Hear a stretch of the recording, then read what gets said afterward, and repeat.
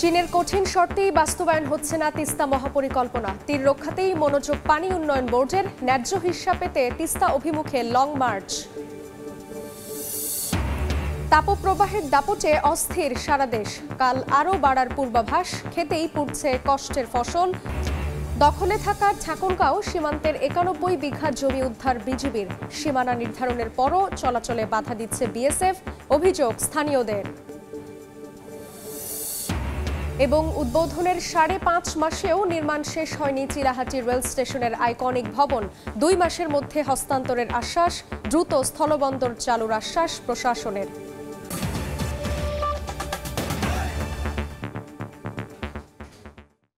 আমন্ত্রণ সময় সংবাদের নিয়মিত আয়োজন বিভাগীয় সময়। থাকছি সপ্তাহের ৭ দিন ভিন্ন ভিন্ন বিভাগের সংবাদ নিয়ে।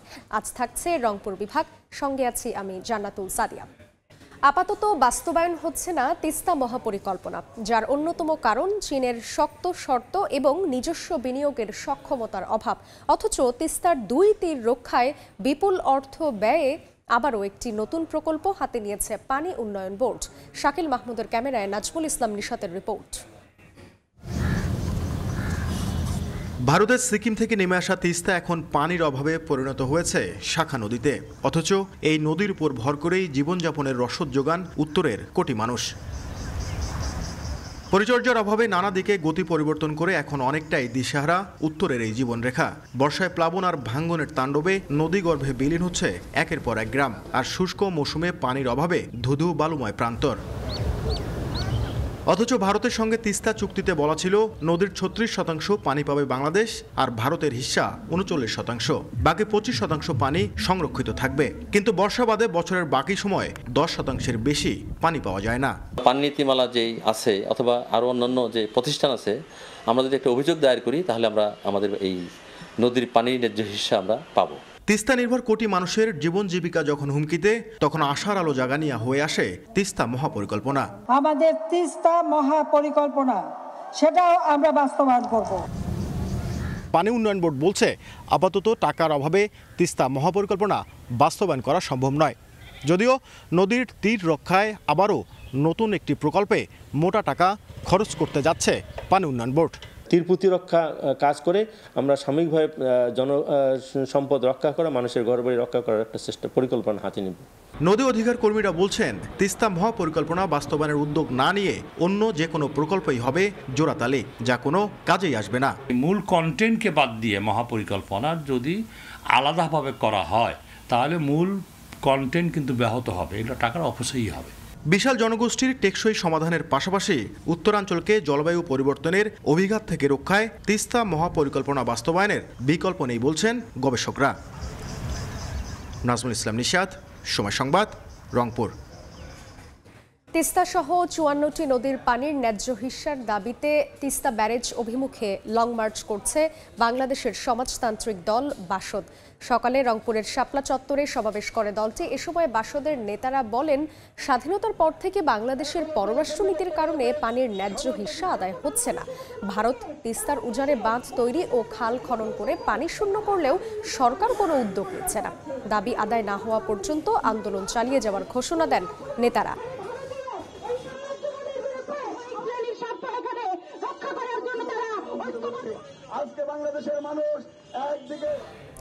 লং মার্চের বিষয়ে আরো জানাতে নীলফামারীর জল ঢাকা থেকে যুক্ত হচ্ছেন সহকর্মী নাজমুল ইসলাম নিশাত। সরাসরি যাচ্ছি তার কাছে। সেটির আজকে শেষ দিন চলছে এবং আজকে সকাল 10টায় রংপুর নগরের শাপলা চত্বর থেকে বাসদের এই রোড মার্চ শুরু হয়েছে। সেই নদীর যে পানির যে ন্যায্য হিস্সা, ন্যায্য দাবি, মূলত সেই দাবি তারা করছেন। তারা যেটি অভিযোগ করছেন যে ভারতের একতরফা পানি প্রত্যাহারের ফলে তিস্তা সহ এই অঞ্চলের যে ৫৪টি নদী রয়েছে সেই নদীগুলো এখন মরুকরণের মুখে পড়ছে। ফলে এই অঞ্চলের জীববৈচিত্র্য, পরিবেশ, প্রতিবেশ এবং একই সাথে তিস্তা সহ অন্যান্য নদীগুলোর উপর নির্ভর করে যে বিশাল জনগোষ্ঠী তাদের যে কর্মযোগ্য জীবন জীবিকা নির্বাহ করছেন, তারা বড় ধরনের সংকটে পড়ছেন। এবং আমরা যেটি দেখছি, এই যে রোড মার্চ, এই রোড মার্চের মধ্যে দিয়ে তারা একটি দাবি তুলতে চান যে তিস্তা চুক্তি,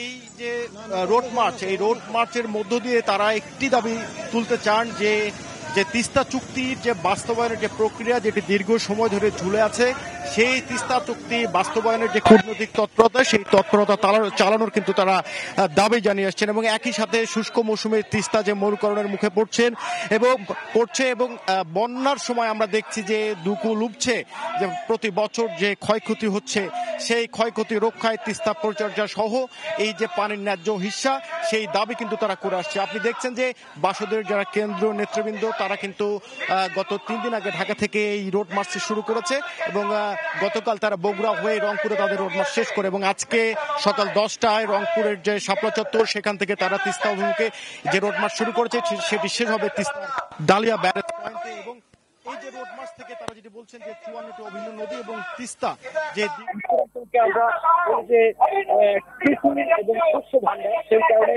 এই নদীগুলোতে পানি সংকট তৈরি হওয়ার কারণে এই অঞ্চলের যেহেতু উত্তরাঞ্চলকে আমরা বলি যে কৃষি এবং শস্য ভাণ্ডার, সেই কারণে এই নদীগুলোতে পানি সংকট তৈরি হওয়ার কারণে এই অঞ্চলের কৃষি কিন্তু হুমকিতে পড়ছে। একসাথে জলবায়ুর যে ঝুঁকি বাড়ছে, জলবায়ুর যে অভিঘাত, এই অভিঘাত থেকে রক্ষায় হলেও এই যে তিস্তা সহ অন্যান্য যে নদীগুলো আছে সেগুলোর পরিচর্যা এবং একই সাথে পানির যে ন্যায্য হিস্সা, সেটি কিন্তু তারা বাস্তবায়নের এবং তিস্তা চুক্তি বাস্তবায়নের দ্রুত দাবি জানিয়েছে এবং একই সাথে যে কূটনৈতিক তৎপরতা, সেটি তারা এই রোড মার্চের মধ্য দিয়ে দাবি জানিয়ে আসছেন। সবকিছু মিলিয়ে ছিল আমার কাছে তিস্তা রোড মার্চের সর্বশেষ খবর। সরাসরি ছিলাম নীলফামারীতে। বিভাগীয় সময় আরও থাকছে। বেশি লাভের আশায় অপরিপক্ক আলু বিক্রির প্রভাব কুড়িগ্রামের বাজারে। হিমাগারে মজুদ কমায় দাম বেড়ে দ্বিগুণ, আমদানি করে বাজার সমন্বয়ের আশ্বাস। তীব্র দাবদাহে পুড়ছে ক্ষেতের ফসল। বিস্তারিত জানাতে ঠাকুরগাঁও সদরে আছেন সহকর্মী জিয়াউর রহমান বকুল। সরাসরি যাচ্ছি তার কাছে। দেখুন, টানা কয়েকদিন ধরে যে তীব্র যে তাবদাহ, সেই তাবদাহে কিন্তু কৃষকের সবচেয়ে বেশি ক্ষতিগ্রস্ত, এটি কিন্তু আমরা লক্ষ্য করছি।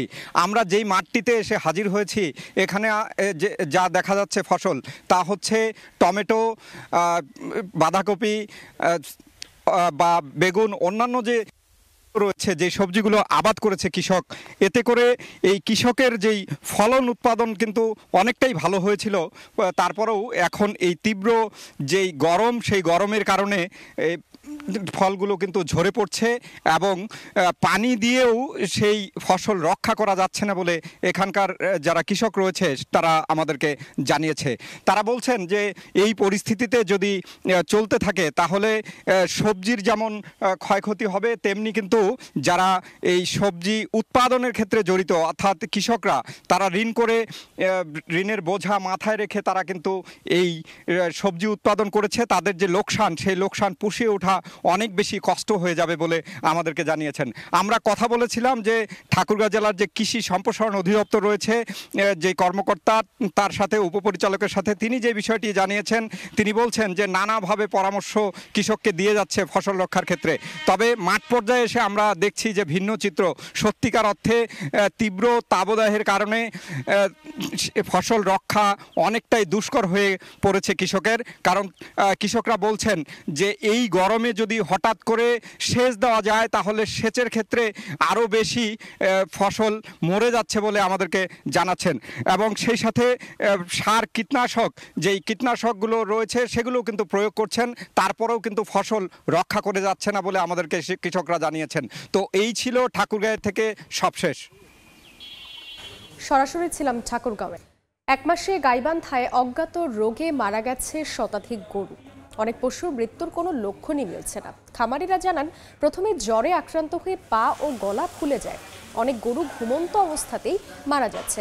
চিকিৎসকের দেওয়া ওষুধেও মিলছে না সমাধান। অতিরিক্ত তাপমাত্রা ও খুরা রোগের কারণে গরু মৃত্যুর ঘটনা ঘটছে বলে প্রাথমিকভাবে মনে করছে প্রাণী সম্পদ বিভাগ।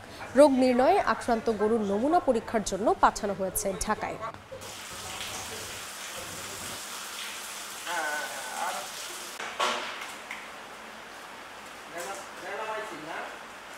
দীর্ঘদিন ধরে ভারতের দখলে থাকা ঠাকুরগাঁও সীমান্তের 91 বিঘা জমি উদ্ধার করেছে বিজিবি।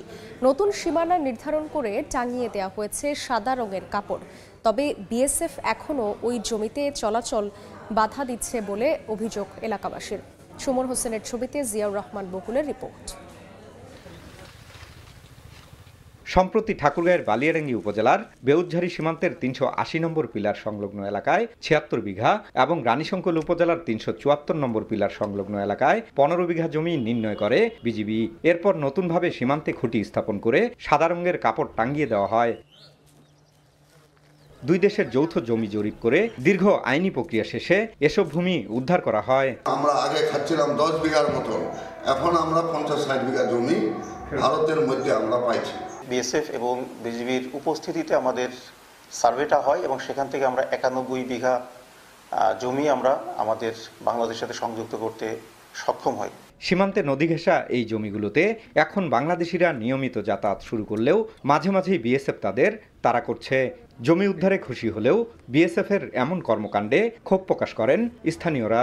ওটা আমাদের রেকর্ডের জমি, কিন্তু ইন্ডিয়ার বিএসএফরা আমাকে আবাদ করতে দেয়নি। গরু চড়াইতে নিয়ে যাই আমরা, তখন তারা আমাদের কিন্তু বাংলাদেশের সীমানার ভিতরে থাকে আমরা, তারপরে ওরা আমাদের কিন্তু তাড়া করে। এরকম আরও জমি আছে যে জমিগুলো যদি উদ্ধার হয় তাহলে আমাদের যে গ্রামীণ কৃষকেরা আছে এরা আবাদ করার জন্য পর্যাপ্ত জমিগুলো পাবে। প্রশাসনের মাধ্যমে প্রকৃত মালিককে জমি বুঝিয়ে দিতে আলোচনা চলছে বলে জানান স্থানীয় সংসদ সদস্য।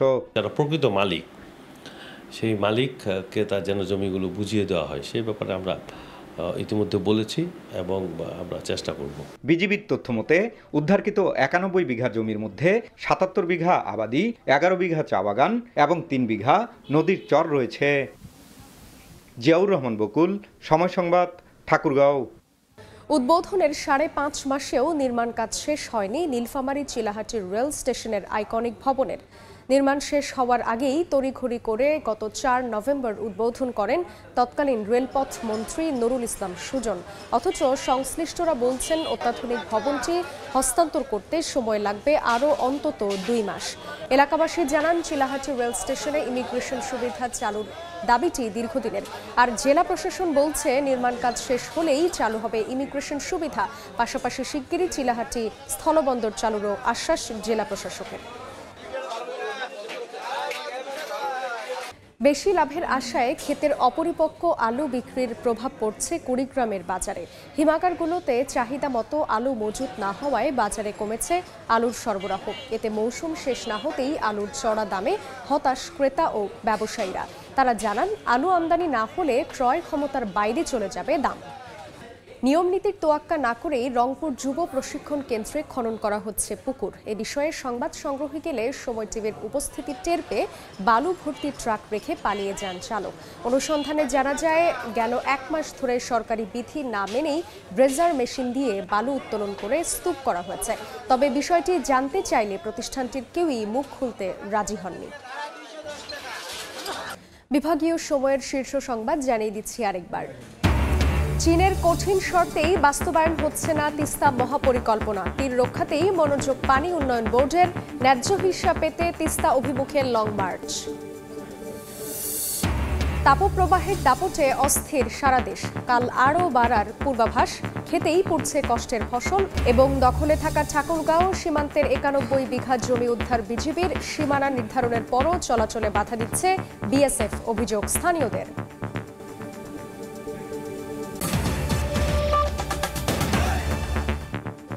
এই ছিল বিভাগীয় সময়। আগামীকাল থাকবো রাজশাহী বিভাগের আয়োজন নিয়ে। এরপর আন্তর্জাতিক সময়ের সঙ্গে থাকবেন নাবিলা সোহার। ধন্যবাদ সাদিয়া। আন্তর্জাতিক সময় নিয়ে ফিরছি কিছুক্ষণ পর, সঙ্গেই থাকুন সময়।